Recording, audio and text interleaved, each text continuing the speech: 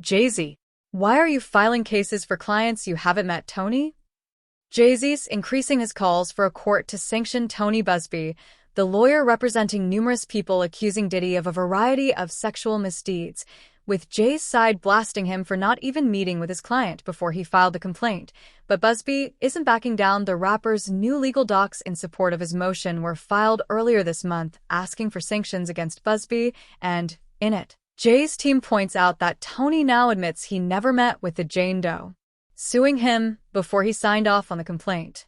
Although Buzbee insists the case was appropriately vetted, Jay's lawyers are hammering him for never actually meeting the Jane Doe before it was filed, which Jay and his side see as a huge lapse in his ethical responsibility.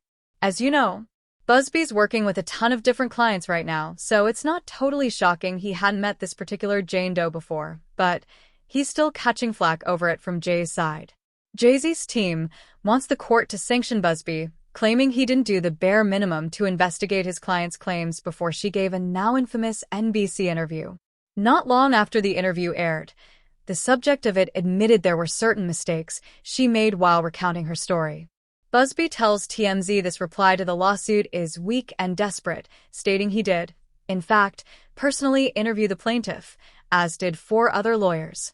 Tony adds, anyone who says otherwise has their own agenda.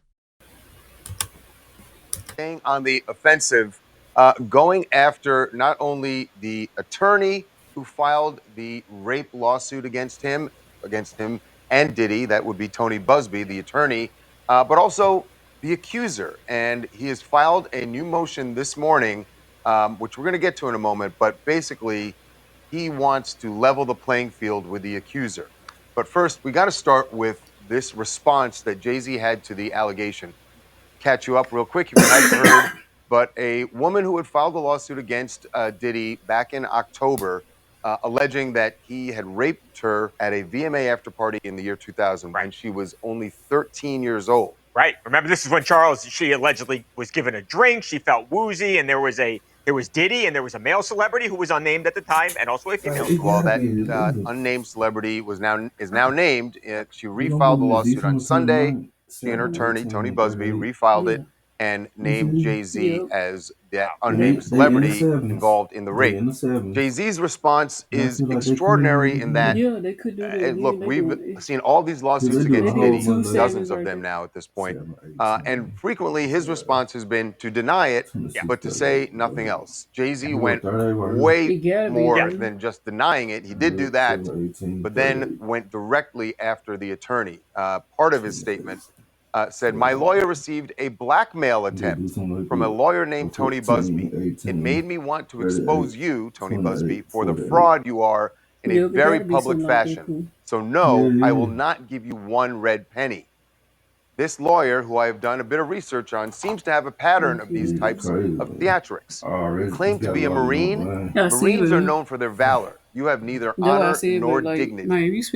There were other shots at Tony Buzbee in his statement where he called him an ambulance chaser and a cheap suit. Yeah, I mean, the reality is, and if you've heard Tony Buzbee's name before, it's because he seems to always find his way. I'm not saying it's a bad thing, but he seems to always find his way into the big case, Charles, right? I mean, if it's Travis Scott, if it's Deshaun Watson, the NFL quarterback, he's always involved. So Jay-Z had that strong response. Tony Buzbee isn't backing down, and in fact said that he denied that there was any extortion. He said, my client merely reached out and wanted to have a confidential mediation.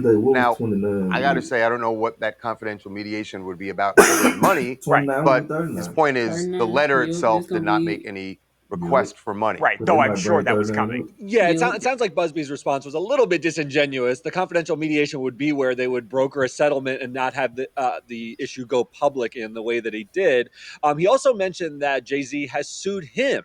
And that got us thinking. There was a lawsuit, an anonymous lawsuit filed against Buzbee alleging extortion. Back in November, yeah. That's right. And now Jay-Z, in his recent motion that you referenced earlier, has said, yeah, that was me. Because when you sent your demand letters to me, I then went forward, stood my ground with an extortion lawsuit against you. And now if you're going to continue this whole spectacle, I want the accuser's name out there as well. She shouldn't be able to sue me as a Jane Doe. He says fair is fair. This is a response to, this is a retaliation for for me standing my ground when you tried to extort me, and now let's just get it all out there. Right. So the follow the beats here. First, Diddy is sued. Right.